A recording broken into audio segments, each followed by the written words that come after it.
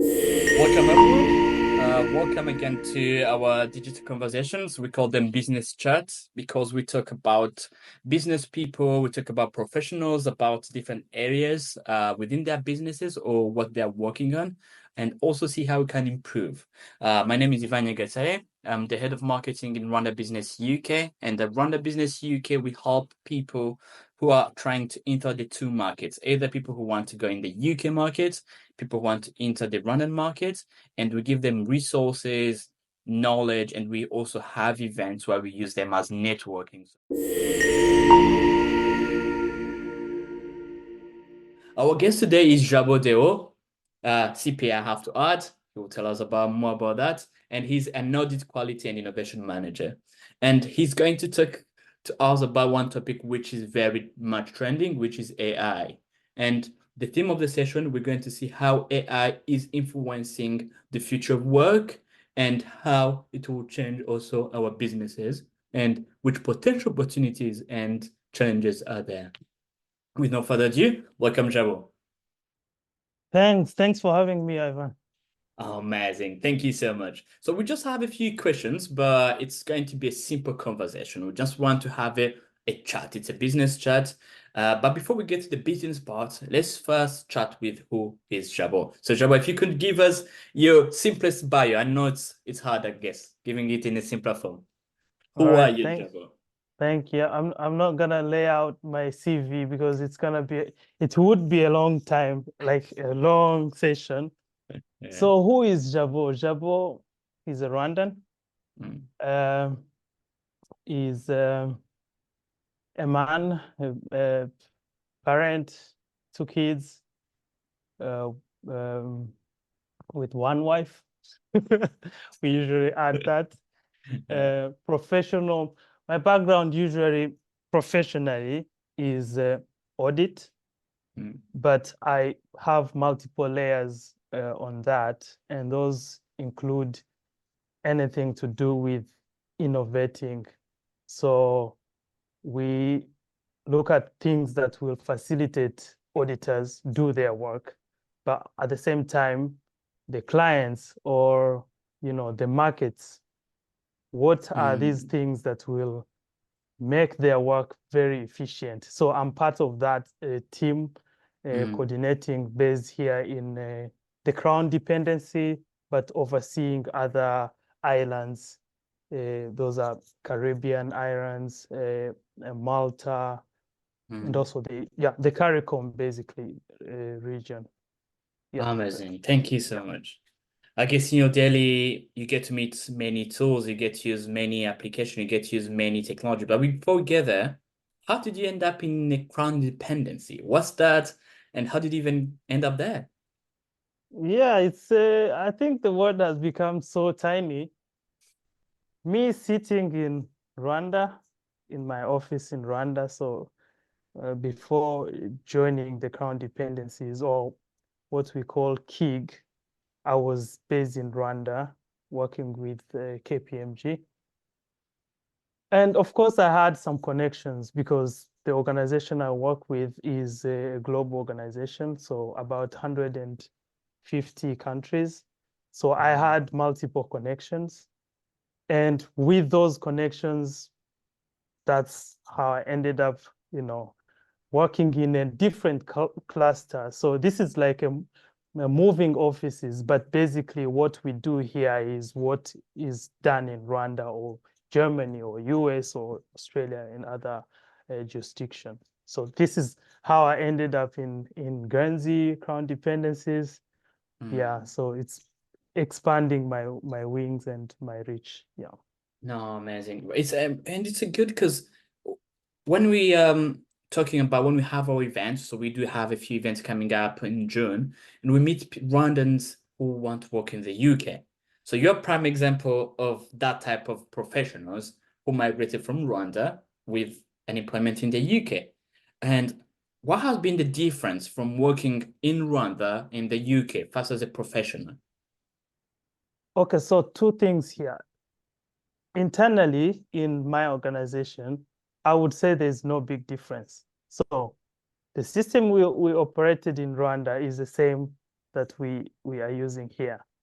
The levels of efficiencies or even the staff we had in Rwanda is pretty much the same as what we have here. But if I expand a little more in terms of now outside my organization, and if I look at generally the way people operate here, and but when I mention UK, just understand the bigger Of cluster, course, yeah. including the crown dependency. Yeah. So if I compare the way people in Rwanda operate and the way they operate here in the UK, there are some differences, but I wouldn't say there are like many differences because we in Rwanda there is a level that we are at in understanding, especially the digital world. So I don't see really a big gap.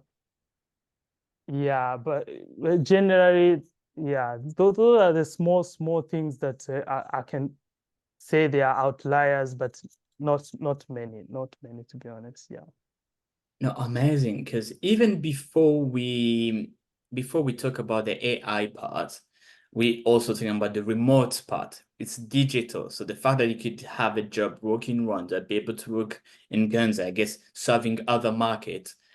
What has like in your professional career, how have you embraced this digital just space where you can be in one place and serve the whole world? What have you seen in terms of just the world being more digital, which makes it easier, I guess, in terms of work? Yeah, so and it has it has started with the COVID times. Mhm. So you find most of organizations used to like be based in their offices. It's like Yes. you show up 8 to I don't know 7 or 8 to 5 or 8 to 6. Now it has probably changed 9 to something, but you would show up every day. Mm, But now when COVID hit, it mm, things changed a bit. mm, And again, I will also mention that in most of the professional audit firms, people used to work remotely because it's not like you don't have to be in the office every time. But if I go back to the way now things have completely changed, you find that there's a lot of flexibility. yes. Even the way managers, those who are managing jobs, the way they see Mm, the team that they are working with, it has changed, completely mm, changed. So this time, I no longer have to see you seated next to me to believe that you are being productive. You that's can be true. productive maybe seated on a beach somewhere in Guernsey, or you or you can also be productive in the office. Mm, So there has been that level of flexibility. Probably we'll talk about each advantage and disadvantage mm, of each, but I think we are moving more of on the remote working mm. perspective and the flexibility perspective as well. So this is where we are heading at the moment. Yeah. Yeah, and it's amazing because so we're talking about the present of work before we get to the future of work because presently people are remote.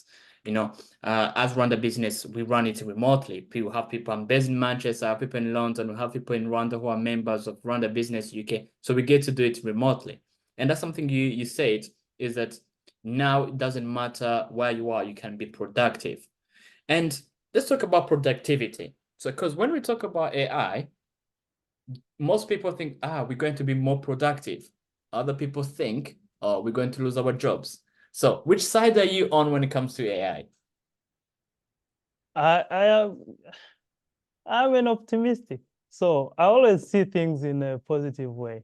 Mm, Is AI going to take over the world like the way we see in movies, like we see all these uh, Terminators and all these crazy stuff that we see about AI? mm, I don't know. If we are talking about the future, we are not that we are not yet there. So, but okay, so let's come back to what would be uh, the basis of my my optimistic view. Yes, please. Yeah. First of all, we are looking at something that will enhance our ways of living. Mm. We are looking at something that will uh, support our, let's say, our healthcare system, our education. Can a human being do exactly what a machine can do in some areas? So, for example, if we are looking at submarines, for example, there are Mm. places where there's high risk. It's easier to just send a machine and then power it with the artificial Mm. intelligence and do the work for you. So that's Mm. one area. There are other areas that we see that, this artificial intelligence can be helpful. So those are the, on the side of positivity. Mm. And those are the sides that I want to keep seeing, Yes. because if I tend to look at on the other side, which is where we say the AI or will destroy the world, most Mm. of the time you'll find that it is people who will be using the AI to destroy the world. I like So that element. It will be people who will be using the it will still AI. be people who be Yeah. using, yeah, because we are not that yet, we are not there yet in terms of the AI, designing itself to All be right. a bad actor. No, The AGI is not there yet. We can no, be we are not. afraid We yet. are, I don't think, yeah, Mm. yeah, I don't think we are there yet. Yeah, I like the idea they said is that so it all depends on the people. It all depends on how people are adapting or how people are using the AI. Is that right? that's correct. Yeah. As So, yeah, maybe we'll talk about this as well. mm, What are the skills that people need to have so that they can position themselves, even if they are using the AI, uh, so that they can use it ethically, or with, they can be trusted with the AI in their hands. So, that's yeah. good. Let's go actually there. Let's go there. Suppose that I'm someone who's not an optimistic like you, and I'm afraid of adopting AI. So what would you suggest me? What should I know when it comes to using AI? And let's start, we're having a business chat, of course. So let's start with normal day to work and then possibly also within the business context. Okay. First of all, I would say, if you are not planning to use it, to use the AI, just at least have the knowledge of what's going on so that you're not left behind. That's a step Yes. number one. Because at the end of the day, I remember some back in the days, especially in Rwanda, when these phones were introduced in the market, the phones, Mm, the mobile phones, it was like a gradual change where people had to change their mindset, to move on from uh, using the physical phones to these ones. It was like a, yes. a process, a process. Now, at some point, we've reached to a point where everyone is now using the phones. Yes. Um, okay, that's one example. The other one is, if we are not adopting the AI and someone Yes. else is adopting, there will always be a difference, That's true. especially in terms of the productivity, in terms of you know seeing their livelihood moving fast. So there's always a good side of uh, being prepared in these technologies. So yeah, that's what I would say for now. And That's on the very other true, side, yeah. yeah, sorry, go Mm. ahead. No, I was about to say that's very true. We need to start either we adopt it or we're even aware that something is going on. Because I think after we have been aware of it, then we can actually start the slow adoption of the systems. And that's very important. But let's dive into the business part of it. How has it been adopted? And personally, how has it changed your workflow as a business someone in the business as a profession? How has it changed your workflow? Okay, so if we are talking about business, we have to look at it uh, in various departments within the business. So let's take, for example, uh, coffee, coffee business.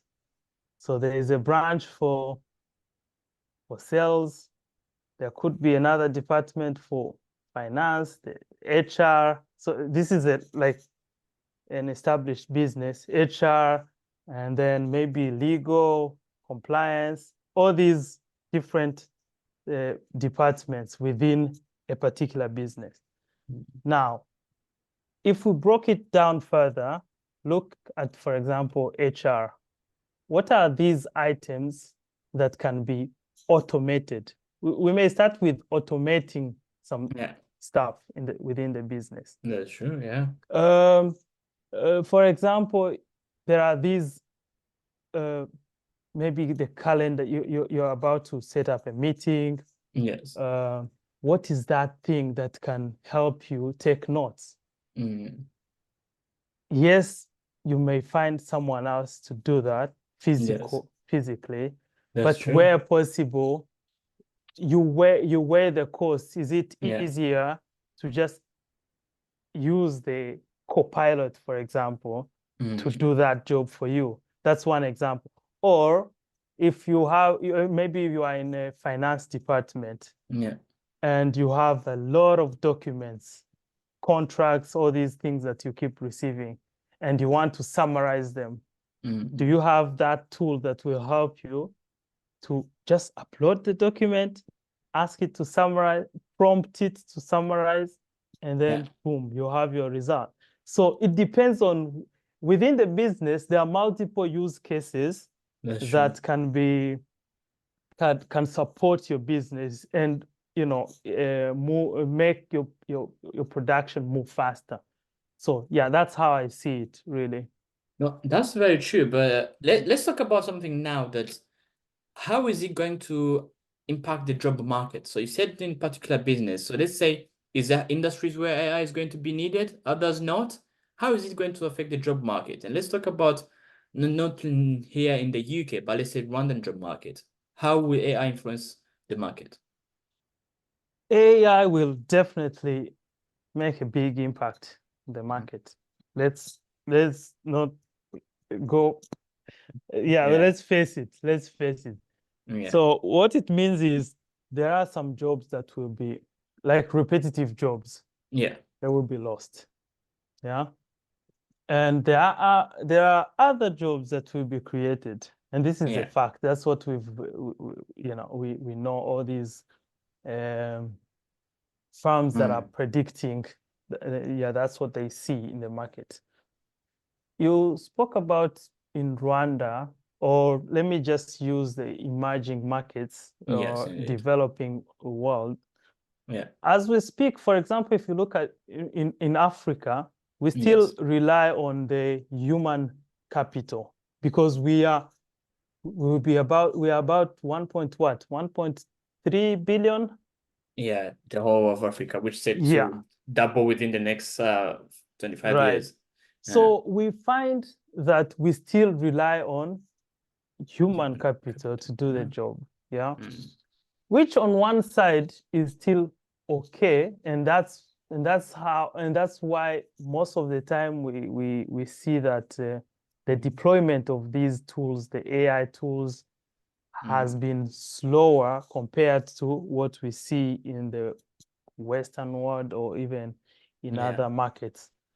But eventually we when we compare the productivity, Yeah. we will find that the productivity when we have an AI powered system is going to be faster and accurate compared to using. I'm not saying, we have to chase all these people from their jobs, but what I'm trying to say is we use the AI in a way that it supports. So let's use the example in Rwanda. There is a farmer somewhere, in Rurindo or other areas. Yeah. And they have a smartphone. Yes. They can have a multiple effect on their production by maybe taking a picture of some plants and knowing the water, the quantity of water that needs to be to be watered in that land. Is this land fertile? Something that will help them to get to be more productive, not necessarily losing your job. So I think that's the way they should look at it. First, what are the use cases? So at this stage, what we need to do is to identify the use cases. What is that thing that will help you boost the production? By identifying the use case, then this is where now you assess, do I still need to use this person, or can this person in their job description, let's change maybe 2 or 3 tasks to give it to the AI, not necessarily the entire job description. I do like that. So let's say I'm applying for a job. So my question is going to be, how can employees who possibly be applying for jobs, or those with jobs, how do they make themselves stay relevant and competitive in the AI-driven job market? You said that repetitive tasks are going to be possibly replaced. So how do we stay relevant, and also how do we even, not just relevant, but also competitive? How do we remain competitive? One is by knowing what's going on with the AI world, or with the technology in general. So we need to always raise our awareness. That's important. So now this is me talking to the young person who is looking for a job. Yes. In any field, and this is in any field. So because any field can be disrupted. So what people need to do is to remain abreast with what's going on, and also to have some basic knowledge of using computer. Because if I'm talking about, let's say, writing an email, yes, there might be some elements that will help you with the AI.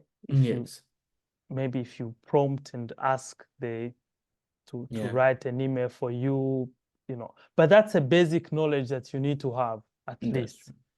And the other thing is to have these skills that are purely human. I think it's important to mention that everyone has to be empathetic enough, because yes, most of these jobs will be automated or AI driven and stuff, but there are things that will remain human. So when we are teaching kids, for example, we need to teach them to be, to have empathy. We need to teach them to critical thinking, problem solving, all these, and this I like is that. Soft skills.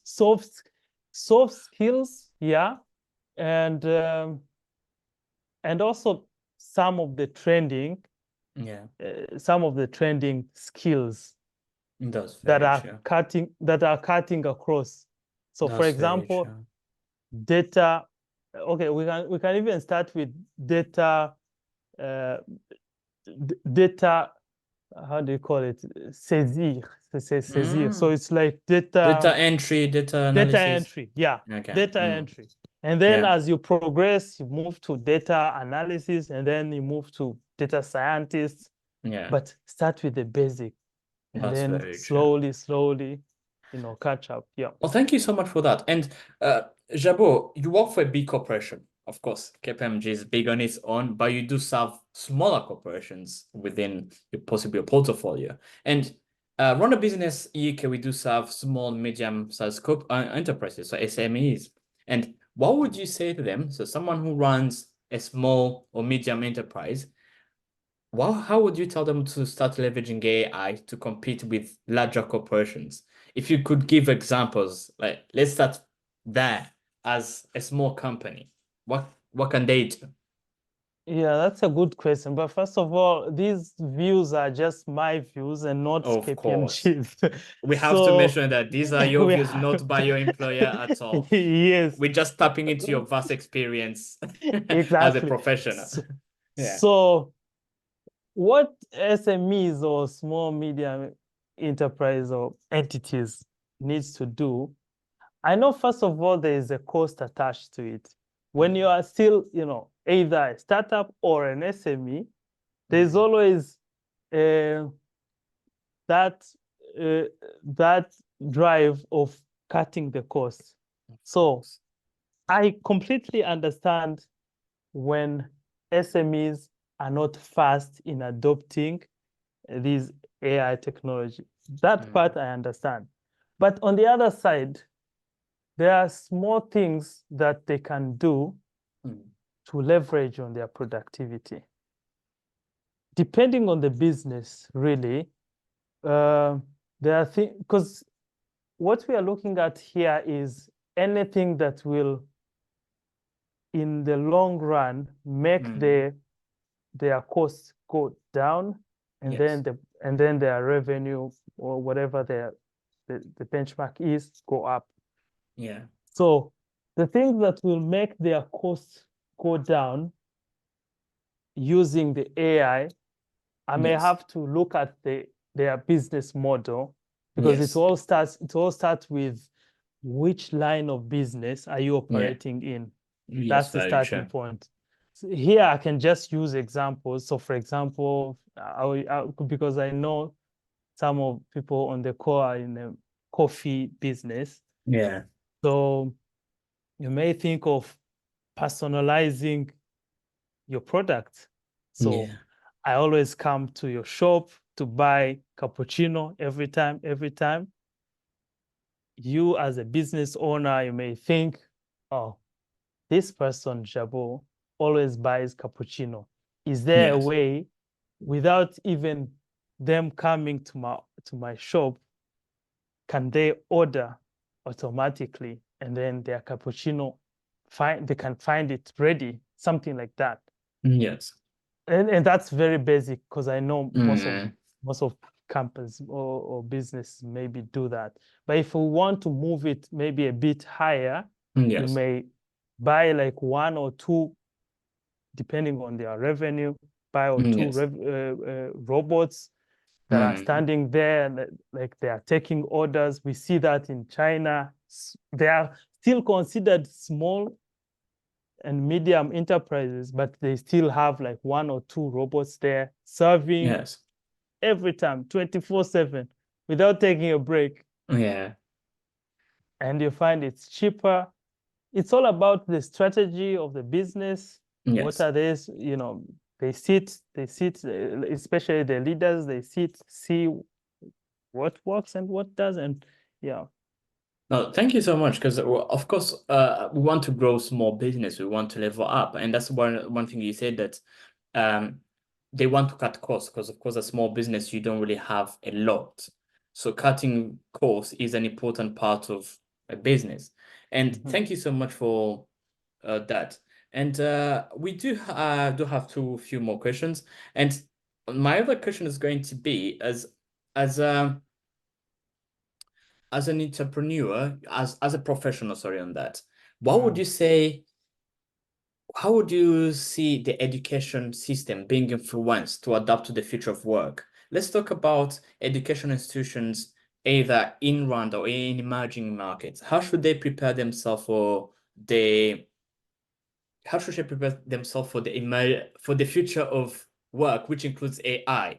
How can it be adapted in curricula? What would be the ideas? And not just education institution. Let's also go to this question part B, which is how can government policies play a role in shaping the future of work with AI? Yeah, that's a great question because there are two ways of looking at it. There are the normal ways where where um, the schooling system is Mm. designed, like in Rwanda, start primary, secondary, university, and Yes. then go to the job market. There are some preset Mm. curriculum set that you have to go through in that Yes. line.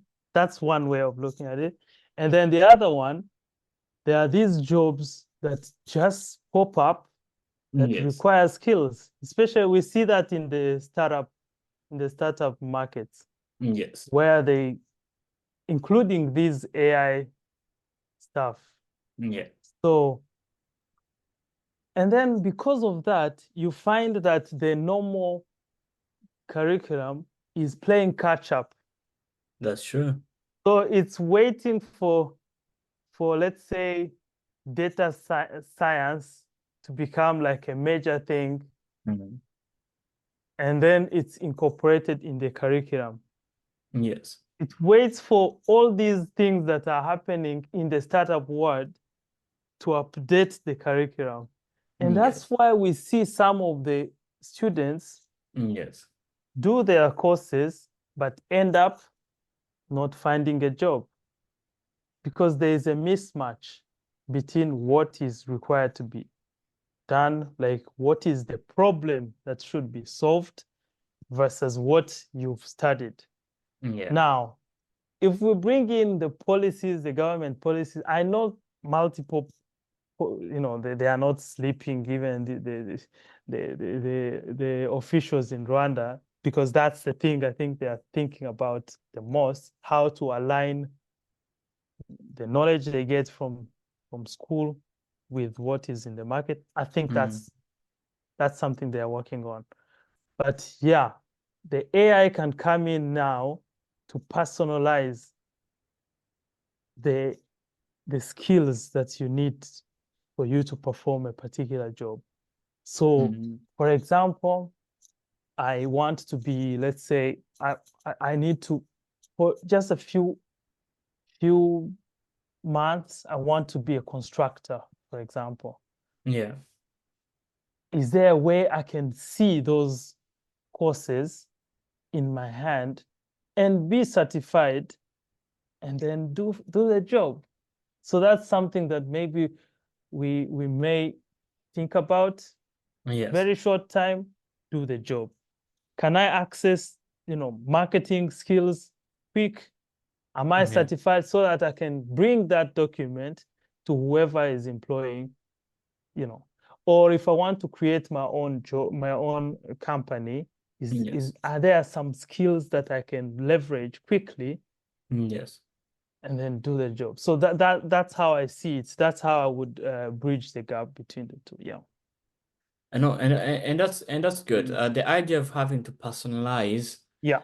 what we do so that we can adapt to the future of work. No, those are really good inputs. And thank you so much. And with our last words, because we're running out of time, what would you tell us? So as Rwanda Business UK, we have entrepreneurs, we have businesses. What would you tell us going forward? How can we best integrate AI within our offers as a business? What would you suggest us to do? You first start within. How are you prepared within before you even go outside By to inviting people like you. That's a good so beginning, isn't it? Mm. so yeah, so the starting point is to do some basic research. Mm. uh, it goes back to the business model. Yeah. How will you be helping uh, teams? Yes. So for example, if you're talking about offers outside there, so it means, does that mean like you want to?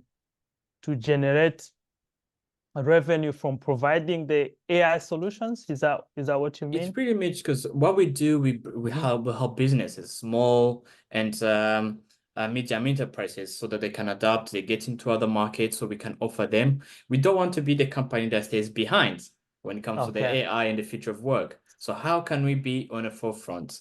Okay, that's a good Mm, question. So so basically it's the skills we need to have, like this forum, yes, multiple skills are required. Maybe do you have like a data scientist? Do you have yeah, data engineering?